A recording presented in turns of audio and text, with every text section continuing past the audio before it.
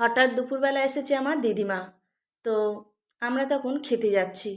তো দিদিমাকে বললাম, দিদিমা তুমি খেয়ে নাও।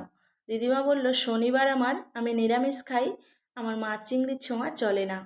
তো ফ্রিজটা খুলে দেখলাম অল্প একটু পনির আছে, তাই দিদিমার জন্য এইভাবে পনির ভাপা করে দিলাম। তো এখানে পনিরটাকে টুকরো করে নিয়েছি, আর 2 চামচ পোস্ত, 1 চামচ সর্ষে, অল্প একটু কালো সর্ষে আর সাদা সর্ষে মিশিয়ে কাঁচা লঙ্কা দিয়ে একসাথে মিহিয়ে পেস্ট করে নিয়েছি। ফ্যাটানো টক দই, আর দেবো স্বাদ মতো লবণ, অল্প একটু চিনি, আর দিয়েছি উপর থেকে কাঁচা সর্ষের তেল। সব কিছু একসাথে ভালো করে মেখে 10 মিনিট ঢাকা দিয়ে রেখে দেব, তাহলে এর স্বাদটা সুন্দর হয়। এইভাবে 10 মিনিট ভাপিয়ে নিলাম। রেডি হয়ে গেল পনির ভাপা। এইভাবে উপর থেকে একটু কাঁচা সর্ষের তেল দিয়ে দেব, দিয়ে পরিবেশন করে দেব। দিদিমাকে পরিবেশন করে দিলাম। দিদিমা খেয়ে বলল, দুর্দান্ত হয়েছে তোর এই পনির ভাপা, এটা দিয়েই ভাত খাওয়া হয়ে যাবে, আর কিছুই লাগবে না। দারুণ খেতে লেগেছে। এইভাবে পনির ভাপা করে নিলাম।